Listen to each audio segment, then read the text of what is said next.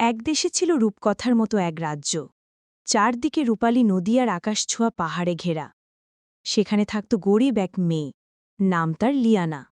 সে ছিল মিষ্টি স্বভাবের, ভোরের আকাশের মতো উজ্জ্বল চোখ আর দয়ায় ভরা হৃদয় নিয়ে।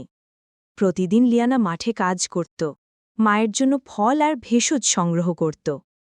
কিন্তু তার হৃদয়ের গভীরে এক আকাঙ্ক্ষা ছিল। কোনো একদিন যেন জাদুময় এক অভিযান তার জীবনকে বদলে দেয়। একদিন সন্ধ্যায় যখন সূর্য সোনালি পাহাড়ের আড়ালে হারিয়ে যাচ্ছিল, লিয়ানা চলে গেল বনের ভেতর। বাতাসে গাছেরা ফিসফিস করছিল, আর চারপাশের রহস্যময় ঝিলিক ছড়াচ্ছিল। হঠাৎই বনমাঝ এসে দেখল এক জলজলে গোলাপ।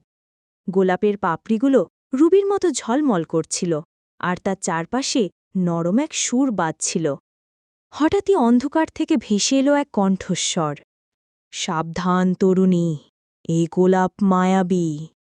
যে একে নেবে তাকে ৩টি পরীক্ষা দিতে হবে। অন্ধকার থেকে বেরিয়ে এলো এক দীর্ঘদেহী নারী, রূপালী পোশাক পরা। ডানা জলজল করছে চাঁদের আলোয়। তিনি ছিলেন পরীর রানী।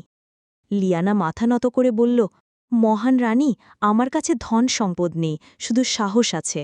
যদি এই পরীক্ষাগুলো আমার পরিবারের দুঃখ দূর করতে পারে, তবে আমি সেগুলো মোকাবিলা করব।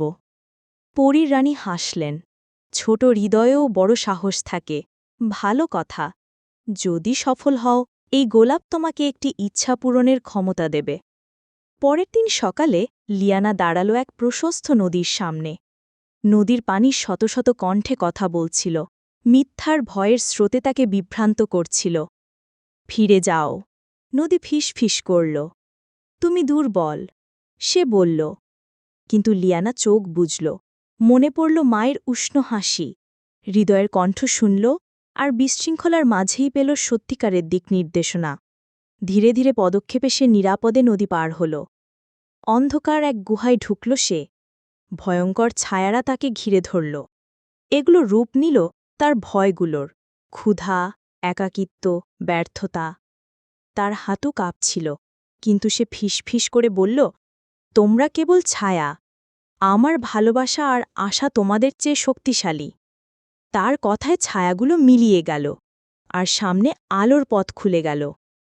বনের গভীরে এক সোনালি ড্রাগন ঘুমিয়েছিল, জাদুময় গোলাপকে জড়িয়ে। তার নিঃশ্বাসে আগুন বেরোচ্ছিল, লেজ বজ্রের মতো মোড়ানো। পরীরানীর কণ্ঠ ভেসে এলো, ড্রাগনকে জাগাও সততার মাধ্যমে, ভয়ের মাধ্যমে নয়।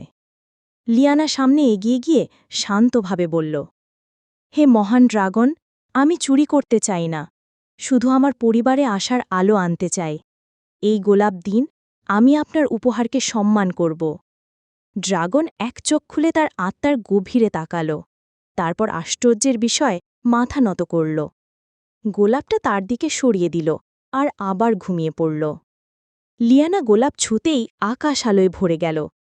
চোখ বুজে সে প্রার্থনা করল, সোনা বা প্রাসাদ নয়, বরং যেন তার গ্রাম কখনো ক্ষুধার কষ্ট না পায়। গোলাপ মিলিয়ে গেল, আর তার জায়গায় ক্ষেত ভরে উঠল ফসলের অফুরন্ত সমারোহে। নদীতে মাছ ভরে উঠল, গ্রামবাসী আনন্দে উল্লাস করল। আবার হাজির হলেন পরীর রানী। তিনি বললেন, তুমি চাইতে পারতে নিজের জন্য ধনরত্ন, কিন্তু চেয়েছ অন্যদের জন্য। এই আসল সাহস। সেদিন থেকে লিয়ানার নাম হল মায়াবী গোলাপের সাহসী কন্যা। তার গল্প যুগের যুগ বলা হল, এক দয়ার, সাহসের আর নিঃস্বার্থ হৃদয়ের জাদুর কাহিনী। এভাবেই রাজ্য ভরে উঠল শান্তি আর প্রাচুর্যে, কৃতজ্ঞ হয়ে এক কন্যার সাহসী সিদ্ধান্তর প্রতি। এভাবেই রাজ্য ভরে উঠল শান্তি আর প্রাচুর্যে, কৃতজ্ঞ হয়ে এক কন্যার সাহসী সিদ্ধান্তর প্রতি। সমাপ্তি। মুন।